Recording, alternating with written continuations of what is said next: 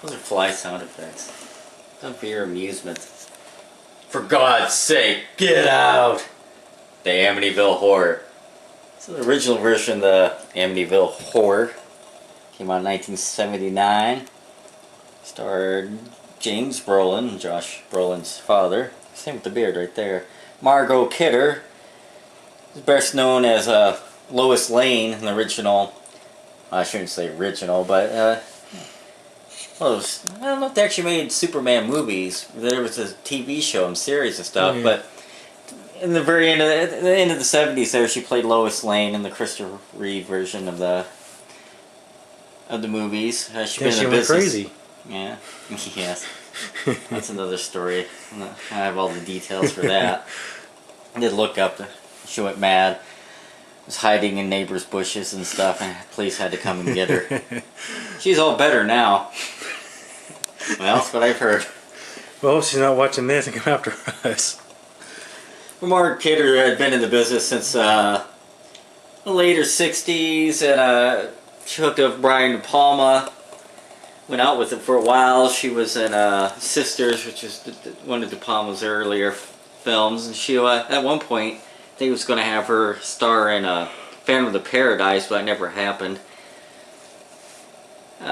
This actually came out after the first, if I remember correctly, this came out, I think Superman came out in 78, or it may have been 79, but Amityville Horror actually came out after the first Superman movie. But they were filming Superman back to back, Superman 1 and 2 at the same time, so I think it took so long, there was so much post-production work that she actually went from Superman to making Amityville Horror. And that's why that movie ended up coming out before the Superman, because she pretty much didn't do any kind of horror flicks after the success of the Superman movies. But anyways, got James Brolin, Margot Kidder. We also have Rob Steiger, who played a Mexican in Duck You Sucka. Also known as Fistful of Dynamite. He also played in The Heat of the Night. That was the movie, not the TV series. The movie came out in the late 60s. It was quite popular critically. He played the sheriff in that, maybe his best known role. The Amityville Horror, you guys might be familiar with that. It was based on supposedly a true story, which helped propel this movie's famous success. It was a book before, big best-selling book. I remember when I was a kid, my mom had the book, was reading it. I also remember her getting mad at me because I saw the book laying on the coffee table and I picked it up and I lost the page she was on. She came out of the kitchen, saw me with the book in my hands, and I got yelled at. There, a little history lesson on my life story. The Amityville Horror was supposedly, like I said, a true story of a married couple, had a couple kids, and stayed 28 days in his house and ran out. Personally, I don't think the story is true, and there's a lot of info on it, and a good bit of BS. I don't know, maybe something happened. It's just they did leave all their possessions behind, and they didn't really make any money themselves or talk about it in the wake. But a lot of things, like Rob Steiger plays a priest in the movie, and the priest did come to bless the house in real life. And supposedly he heard voices and he got really ill and he couldn't be in the house, and that's what they kind of show in the movie.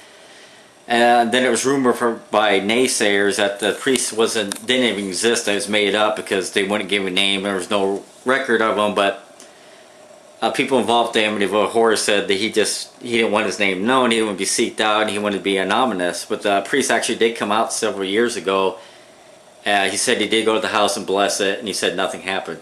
He said afterwards he wasn't feeling well, he's a little under the weather, sick stomach, but he didn't blame it on any kind of ghostly happenings in the house. So that doesn't help the credibility of the people who say it was a true story.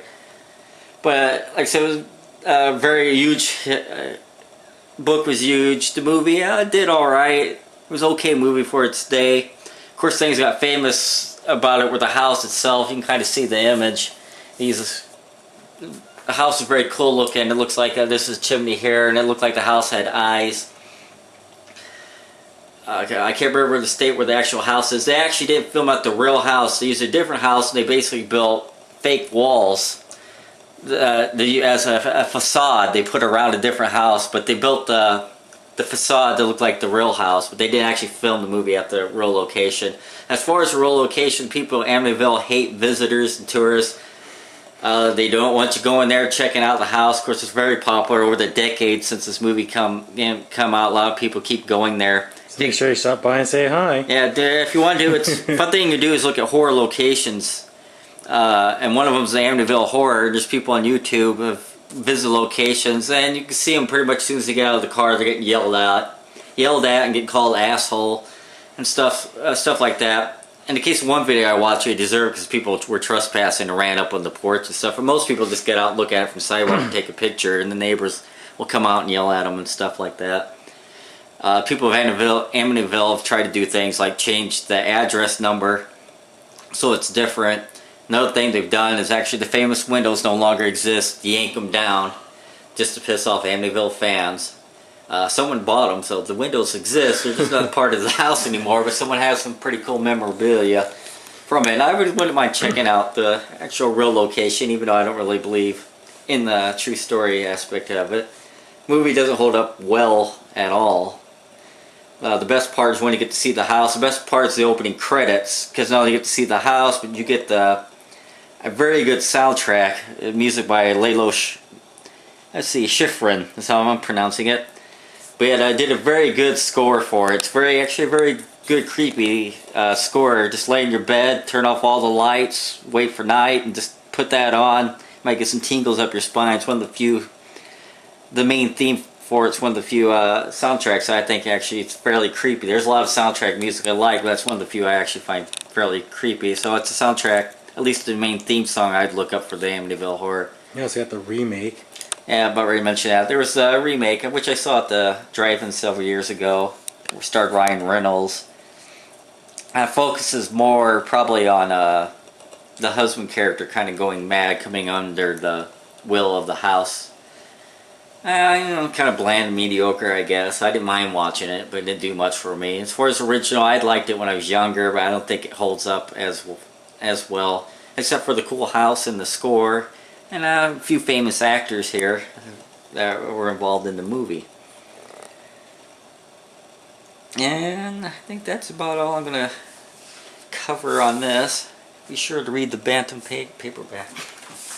Hopefully I got time to finish off this video segment with the return of the living dead. They're back from the grave and ready to party.